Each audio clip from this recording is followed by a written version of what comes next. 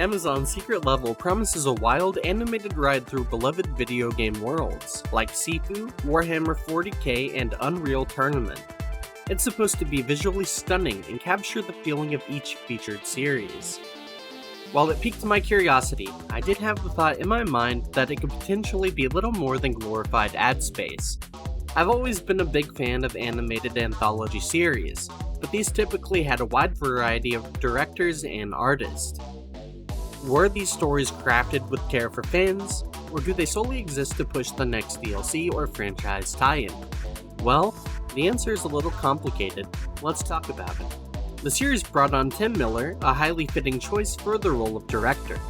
Miller is best known as the creator of the acclaimed anthology sci-fi series Love, Death, and Robots, and is a co-founder of Blur Studio, the production company behind this project. Blur Studio's experience dates back to the late 90s, where they contributed to projects like South Park, Bigger, Louder, and Uncut, and Quake 3. The studio specializes in CGI animation, effects, and design, making them a perfect match for a series like this. Their work ranges from creating the original Xbox's Raven and Robot mascots, to designing detailed CGI environments for the original Avatar.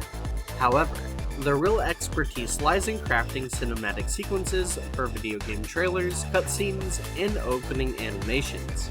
This focus on short, impactful animated storytelling aligns perfectly with the episodic nature of the series, leveraging their decades of experience in creating memorable, compact narratives. The show leans heavily into gritty, often violent narratives, a signature of Tim Miller's storytelling style.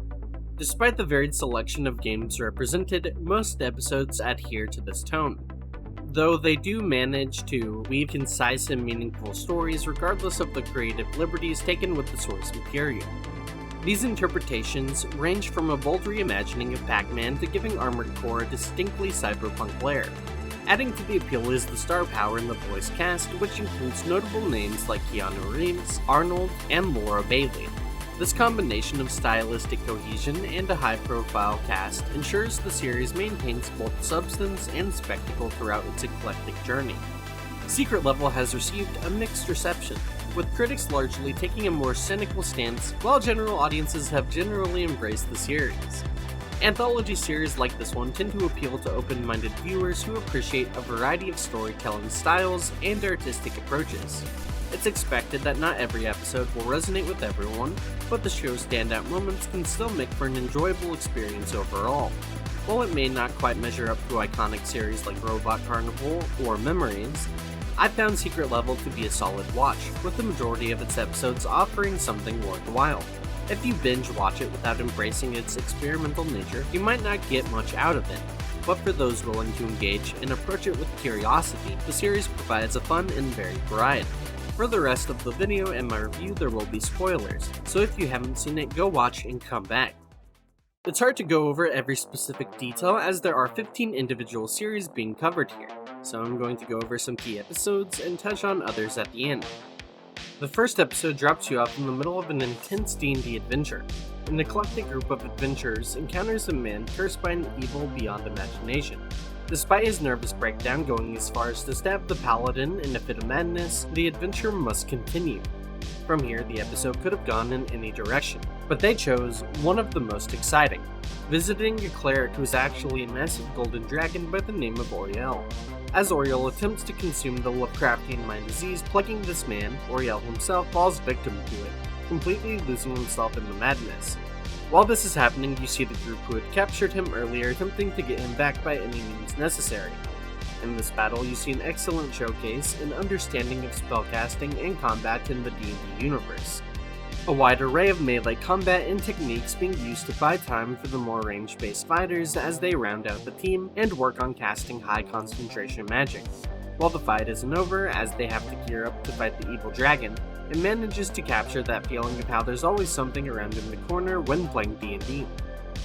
The Warhammer 40k episode is notable not just for its quality, but its backstory as well. Tiama Pedersen was an animator who created the Astartes series. He worked on this almost entirely alone, and due to positive reception was inevitably hired by Games Workshop themselves as part of their animation team. His influence on other animated ventures they've taken on is pretty evident, and it makes sense why he'd be involved with the creation of this episode. As someone who isn't the most familiar with Warhammer 40k outside of its chaotic and grim nature, this episode managed to make a good first impression on me.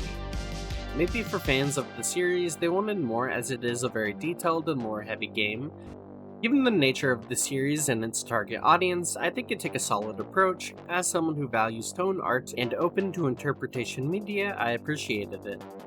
The PacMan episode is in contention for the most controversial episode of Secret Level.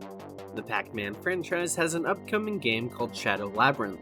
This is an edgy twist on PacMan straight out of the 2000s.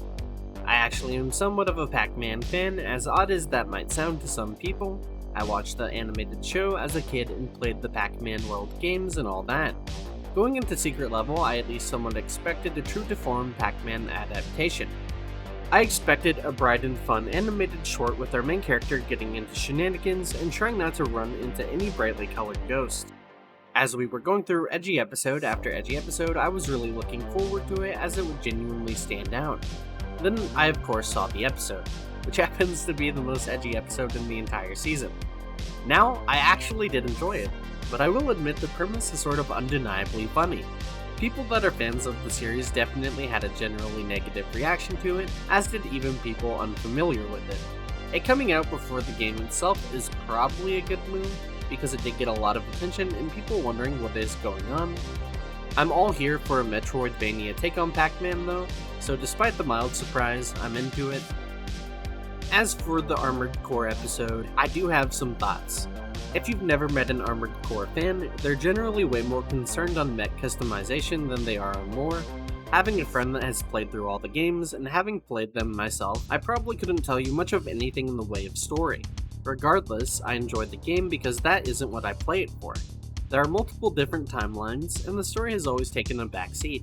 So the attempt to assign a story to Armored Core is one where you can inject a lot of interpretation and still be relatively true to the franchise. They did a good job with what fans wanted to see, which was basically mech-on-mech action, while also adding Keanu Reeves to the mix and injecting it with an almost one-for-one cyberpunk element. That being said, his character is maybe the most interesting out of any featured in the series. He's a very isolated, immoral person that really reflects how awful his surroundings are. It definitely captures the larger thematics at play in the Armored Core games from the POV of an individual. The Outer Worlds episode is one of the episodes where I think they best understood the assignment. Instead of focusing on highlighted characters, they shifted focus to an ordinary person in the world. Amos is an ordinary employee that is special really only in the way that he doesn't die prematurely. He is a kind person that is taken advantage of in every conceivable way by a corrupt system.